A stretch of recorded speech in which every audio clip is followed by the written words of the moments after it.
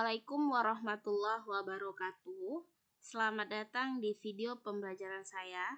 Kali ini kita akan membahas materi kealwasliyahan. Nah, buat kalian yang bertanya, kealwasliyahan itu apa sih? Jadi, di mata pelajaran kealwasliyahan ini, kita akan mengenal lebih dekat tentang alwasliyah itu sendiri. Jadi, tujuannya adalah supaya anak-anak yang sekolah di Al-Wasliyah itu bisa cinta dengan alma maternya sendiri, bisa cinta dengan Al-Wasliyahnya sendiri. Jadi ketika kalian ditanya di luar sana, Al-Wasliyah itu apa? Sekolah di Al-Wasliyah kan? Jadi kalian nggak bingung jelasin atau nggak tahu, ya itu nama sekolahnya. Jadi jawaban yang diberikan seharusnya tidak seperti itu. Nah, itulah gunanya kita belajar tentang kealwasliyahan supaya kita bisa lebih mengenal lebih dalam bagaimana al-wasliyah itu sendiri, bagaimana sejarahnya, apa pengaruhnya di lingkungan masyarakat, dan bagaimana sih ciri-ciri anak al-wasliyah itu. Nah, langsung saja sebelum kita membahas itu semua, terutama kita harus mengenal dulu tentang organisasi al-wasliyah. Jadi, kita bahas dulu apa itu organisasi.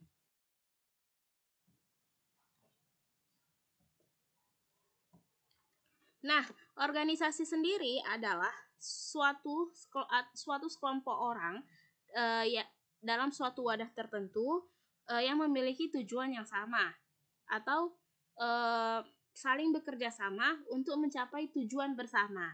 Nah, jadi intinya kata kunci dari organisasi itu adalah kerjasama. Nah, kerjasama tidak mungkin dilakukan oleh satu orang, harus 2 orang atau lebih.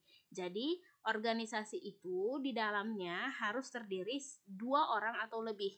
Kalau 1 orang tidak bisa dikatakan organisasi.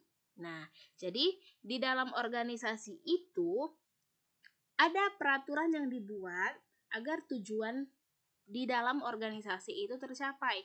Nah, tujuan itu dibuat sesuai dengan sifat dan kepentingan masing-masing organisasinya. Kalian yang bingung, sebenarnya organisasi itu seperti apa? Ini contohnya. Jadi, kalau di lingkungan sekolah, contoh organisasi itu OSIS. Nah, buat kalian nih yang pernah ikut OSIS di SD dulu, ya meskipun jarang nih ya kalau di SD itu ada OSIS.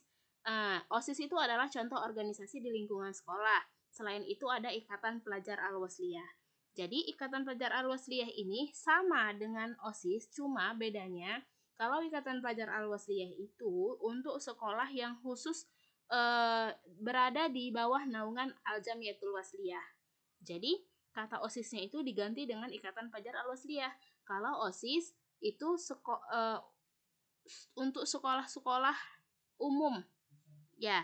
Jadi, selain itu juga ada juga contoh organisasi yaitu Persatuan Guru Republik Indonesia. Nah, ini PGRI atau selain itu juga contohnya Ikatan Dokter Indonesia. Itu adalah beberapa contoh organisasi. Supaya kalian lebih paham, oh ini rupanya organisasi.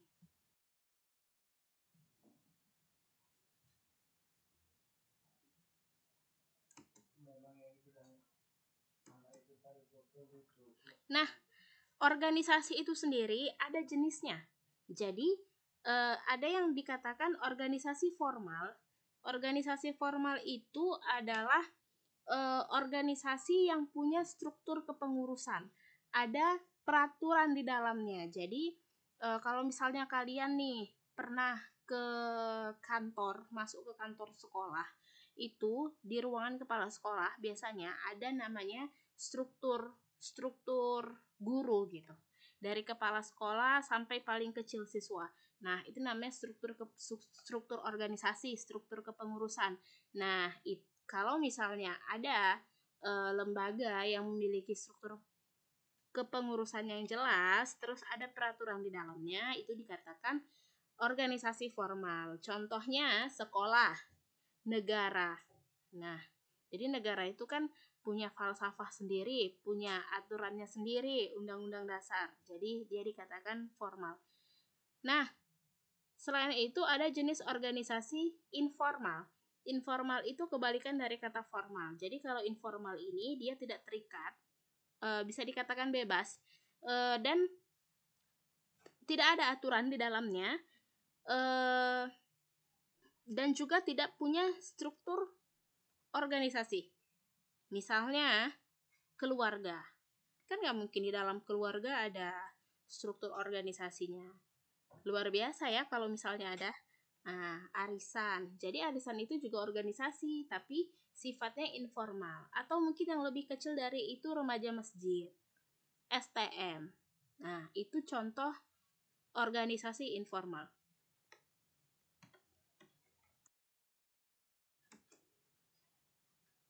Nah, organisasi itu ternyata ada syaratnya. Syarat supaya dia bisa dikatakan organisasi itu ada 3. Yang pertama, mempunyai anggota. Jadi organisasi itu di dalamnya harus ada anggota. Itu dia sebabnya maka dikatakan organisasi itu harus lebih dari 2 orang. 2 orang atau lebih. Yang kedua, mempunyai pengurus. Ini dia yang kita sebut tadi tentang dengan struktur organisasi. Jadi ada ketua, ada sekretaris, ada bendahara. Dan mempunyai aturan atau anggaran dasar. Jadi di dalamnya itu ada aturan yang mengikat yang harus dipatuhi sama-sama. Kalau misalnya ketiga ini dipenuhi, mutlaklah dia dikatakan dengan organisasi. Dan di antara 3 ini tidak bisa hilang salah satunya. Jadi 3 ini saling terikat satu sama lain. Nah, kalau misalnya kita bicara sederhananya, di kelas itu juga bisa dikatakan organisasi. Kenapa? Karena ada struktur kepengurusannya, ada ketua kelas, ada sekretaris, ada bendahara, dan di satu kelas itu mempunyai tujuan yang sama. Itu dia. Dan memiliki peraturan yang harus dipatuhi bersama-sama. Jadi kelas itu juga bisa dikatakan organisasi. Nah, kalau kita tadi sudah membahas tentang organisasi, sekarang kita membahas tentang arti al-jamiyatul wasliyah. Jadi, al-jamiyatul wasliyah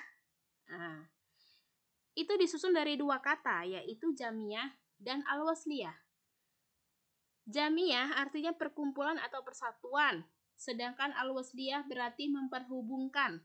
Nah, jadi al-jamiyatul wasliyah itu adalah perkumpulan yang memperhubungkan dan mempertalikan kasih sayang antara seorang hamba dengan Tuhannya, antara manusia dengan manusia, dan antara manusia dengan alam lingkungannya. Jadi, al-jamiyatul wasliyah itu adalah sebuah wadah atau sebuah organisasi yang menghubungkan manusia dengan penciptanya, manusia dengan Tuhannya, manusia dengan sesama manusia, manusia dengan lingkungannya.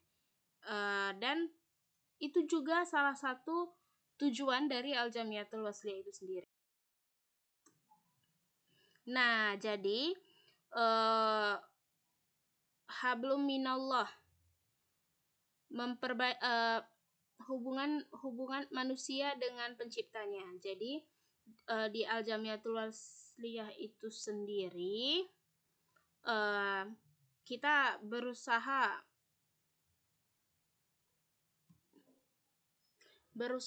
agar senantiasa hubungan kita itu baik, maksudnya menjauhi apa yang dilarang dan menjalankan apa yang diperintahkan. Ya, jadi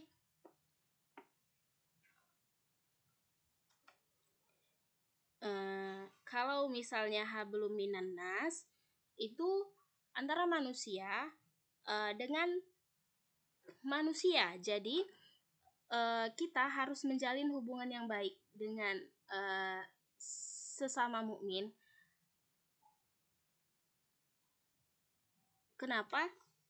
Karena kalau misalnya hubungan itu dijalin secara harmonis, kehidupan kita tuh pasti akan aman, damai, penuh keadilan, dan tentu akan mendapat ridho dari Allah Subhanahu wa Ta'ala. Jadi 2 ini adalah hubungan yang harus dijalin oleh manusia supaya hidup itu tentram, aman, dan damai. Jadi, mematuhi perintah Allah dan menjauhi larangan-larangannya, dan tetap menjalin ukhuwah yang baik antara sesama manusia. Dan kedua hal ini tetap harus dijalankan dengan seimbang. Ya, seperti itu. Selanjutnya, Al-Wasliyah itu sendiri adalah organisasi yang bersifat independen. Maksudnya apa bersifat independen? Jadi, Al-Wasliyah itu bukan organisasi politik, tidak terikat kepada suatu kelompok atau golongan, tidak pula organisasi yang berada di bawah penguasa dan dikendalikan oleh penguasa. Independen artinya bebas menentukan arah perjuangan dan cita-citanya. Jadi, Al-Wasliyah itu adalah organisasi milik umat, bukan milik orang tertentu atau bukan milik penguasa tertentu. Dan Al-Wasliyah itu bukan organisasi politik. Al-Wasliyah itu adalah organisasi yang universal untuk semua kalangan. Gitu dia. Jadi kalau misalnya ini contohnya nih. Jadi contohnya organisasi Al-Wasliyah itu organisasi independen adalah ketika pemilu.